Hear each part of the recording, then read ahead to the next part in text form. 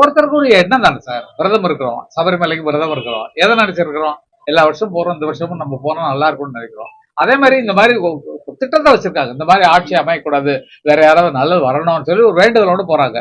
அது இந்த வருஷம் பண்ணணுமோ, அடுத்த வருஷம் பண்ணணுமோ, அதுக்கு அடுத்த வருஷம் பண்ணணும், அது நமக்கு தெரியாது, ரிசல்ட் தெரியாது.